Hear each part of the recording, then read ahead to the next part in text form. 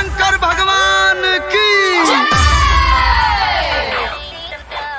अभी आप सुन रहे हैं जय मां काली रिकॉर्डिंग स्टूडियो फुलपरास चौक से।